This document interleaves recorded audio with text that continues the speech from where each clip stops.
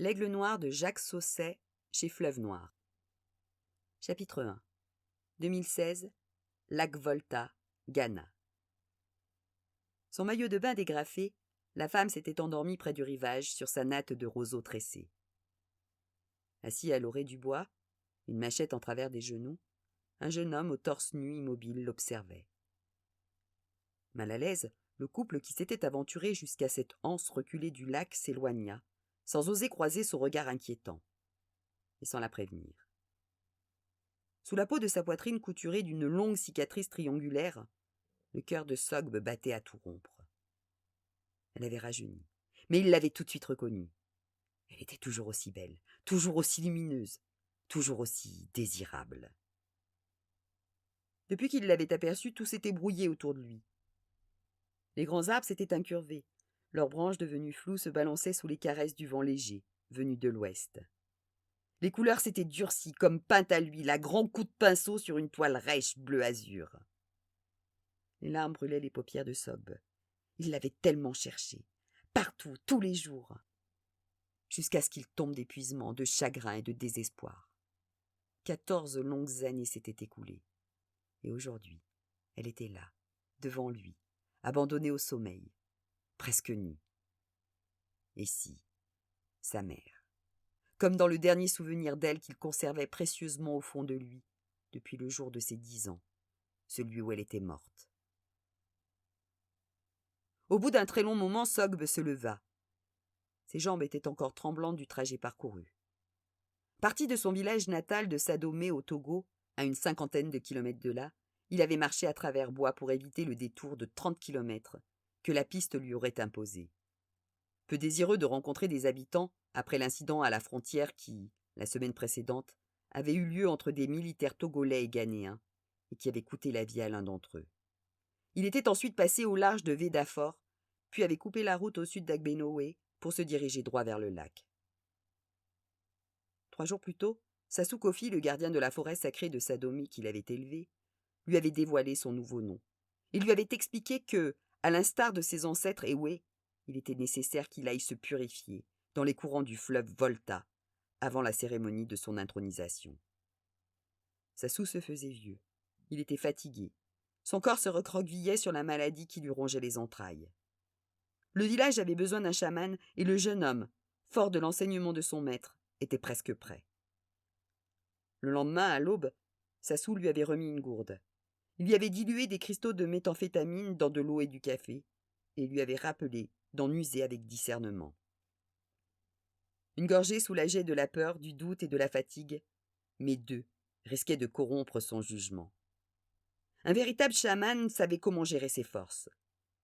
Sogbe devrait donc modérer sa consommation et garder la tête claire durant son périple, afin de mener sa tâche à bien avant de rentrer au village.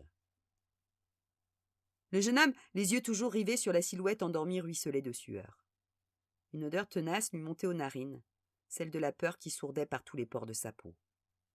Il déboucha la gourde et, fermant les paupières, avala la moitié de son contenu en rasa David. Le goût âpre lui colla la langue au palais. Son anxiété peu à peu commença à s'effilocher. Ses cuisses cessèrent de trembler. Il sentit une énergie nouvelle courir dans ses veines. Il était vivant. Il avait retrouvé sa mère et il était heureux. Pieds nus dans le sable, Sogbe s'approcha alors de la femme, à pas lents. Il avait oublié qu'il tenait encore à la main sa machette dont la lame étincelait au soleil. Les 100 derniers mètres à travers la forêt avaient été difficiles. Là, la végétation épaissie par les alluvions déposées depuis des décennies par le fleuve était inextricable.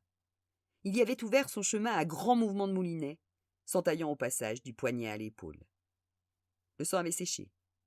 Il traçait sur son bras de fines rigoles semblables à des veines. Mais Sogbe ne percevait pas la douleur. Délité par la drogue, l'angoisse l'avait quitté elle aussi. Son esprit était entièrement tourné vers Essie, sa mère, dont le lac avait accouché rien que pour lui. Ils étaient enfin réunis. « Maman !» La femme se réveilla en sursaut, puis se redressa et poussa un hurlement. Sogbe, qui la dominait de toute sa stature, fronça les sourcils. Quelque chose n'allait pas. Dans sa cervelle envahie par la mette, un roulis d'orage éclata au loin. « Maman !» Les traits de sa mère, comme constitués d'une pâte instable qui se serait soudain mise à fondre, s'était déformée. La femme, qui ne ressemblait plus du tout à Essie, recula sur les fesses et hurla de plus belle.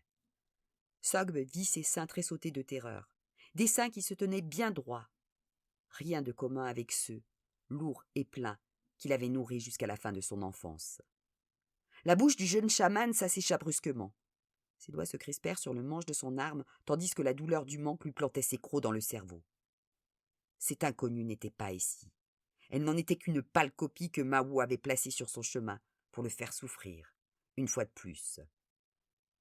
Elle lui jeta une poignée de sable dans les yeux, mais Sogbe eut le temps de frapper. Un seul coup en biais, asséné avec la force de la colère conjuguée à celle de la frustration. Le jeune homme écouta les battements de son cœur se calmer tandis que les pupilles de la femme se voilaient déjà. Bientôt, il entendit de nouveau le vrombissement des insectes à travers les pulsations du sang à ses tempes. Son sexe, lui, s'était très vite racorni en une chose molle et inerte entre ses jambes. Sogbe tira sa victime décapitée jusqu'au bord du lac, où le corps s'enfonça en quelques secondes dans un nuage écarlate. Puis il ramassa la tête et la balança rejoindre le cadavre au fond de l'eau. Une mèche de cheveux coupée par la lame filait sur la plage. Il l'accueillit et l'enfouit dans la poche de son pantalon.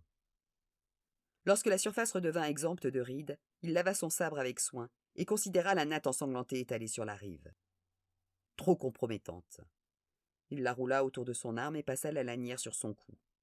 Quand il se détourna, une fillette l'observait, comme seuls les enfants en sont capables. Ses grands yeux quittèrent alors ceux, noirs, du jeune homme et cherchèrent en vain derrière lui la femme allongée au bord du rivage. Les genoux couverts de sable mouillé, elle trimballait un seau en plastique rempli de coquillages. « Maman » Sogbe, les pupilles brillantes, la prit par la main et l'entraîna avec rudesse vers les bois. Tétanisée de terreur, la petite fille ne tenta même pas de résister. Au moment où ils disparurent dans les buissons sous les branches des mélèzes, des ailes claquèrent d'inquiétude dans le feuillage dense. Au premier cri de l'enfant, tous les oiseaux s'envolèrent dans une cacophonie affolée. Un quart d'heure plus tard, ils revinrent se poser au même endroit, près de leur nid. Le silence était retombé sur la forêt, pour de bon.